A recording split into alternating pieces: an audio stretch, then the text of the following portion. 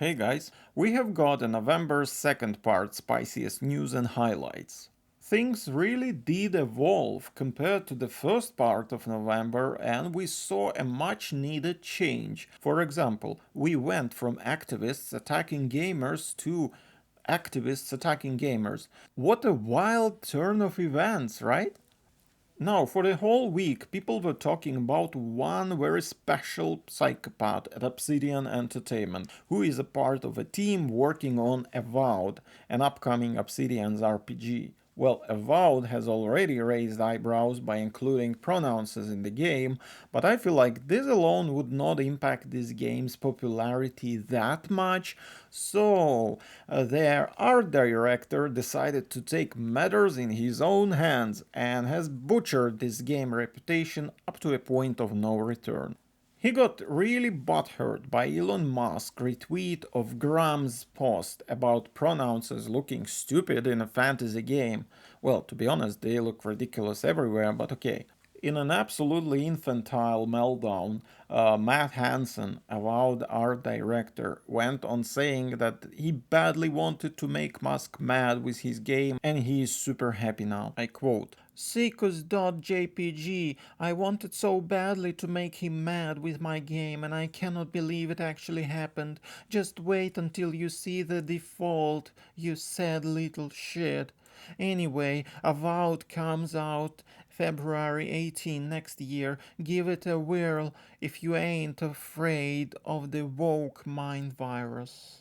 This caused people to pay more attention to this person, and even more dubious stuff was brought to light, because apparently he doesn't just have a extreme case of Musk derangement syndrome, he is a full-blown hateful activist. His older posts have resurfaced now and they don't help Obsidian's case at all. For example, this one.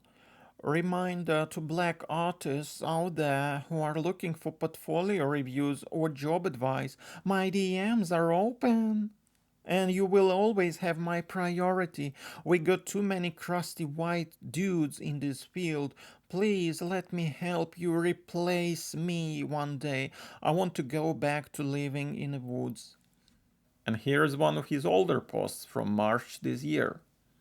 So Elon Musk tweets, it should not be acceptable for any company in the gaming industry to be racist and sexist against white guys. And Matt Hansen's reaction is following. Oh, Elon, you sweet summer child, this will only embolden me, you sad sack of shit. This, in turn, caused even more publicity for all of these dubious practices, and now we got Elon Musk tagging Microsoft's leadership and asking them how they feel about illegal practices in the subsidiary structures.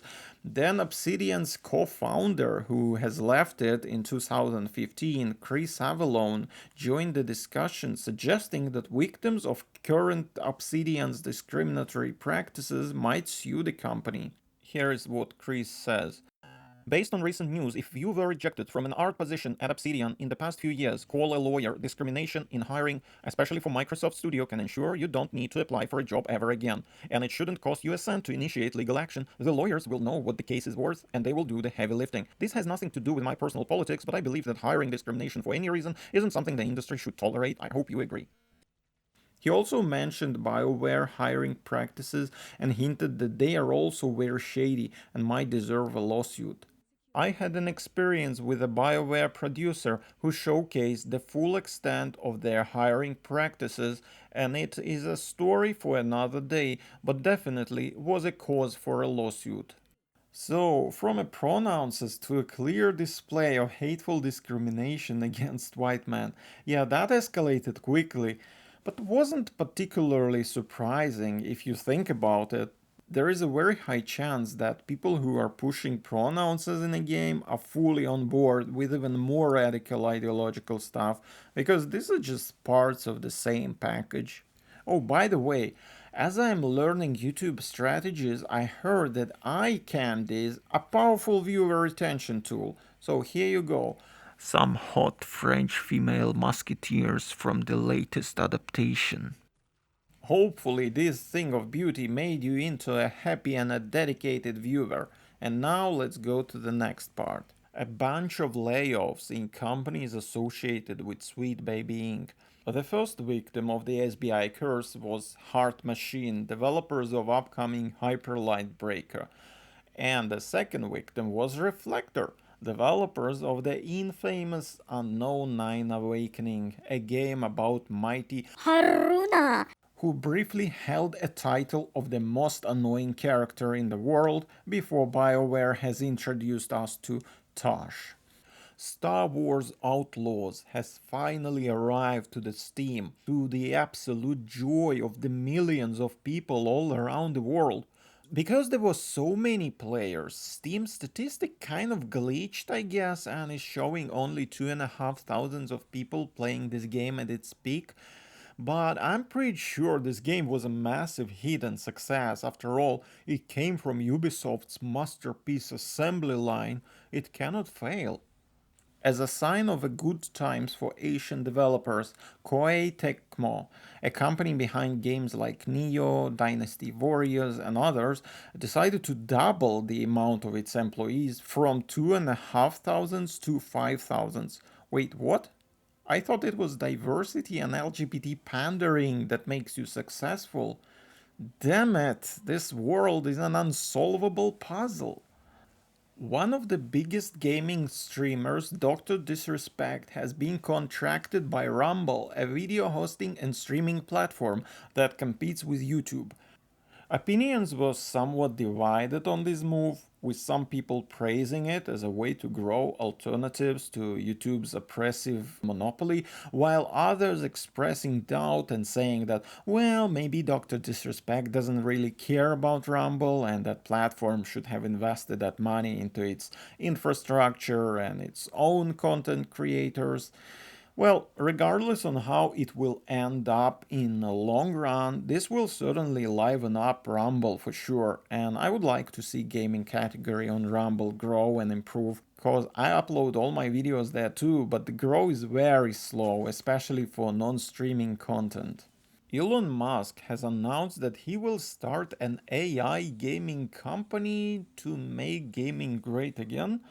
Not sure if he's serious or just trolling and implying that even current AI can make a better games than modern day Western developers. Well, at least we know for sure that female character is gonna be hot. But I don't know about everything else. AI sucks at coding and its art is not particularly innovative. On the other hand, the same can be said about many current games, especially those who have the generic Unreal Engine kind of feel to them and who look like copies of each other. Anyway, at this point, there is not enough information to make any clear predictions, so let's move on. Sony wants to buy Kadokawa, which is a huge Japanese publishing corporation and also owner of FromSoftware studio.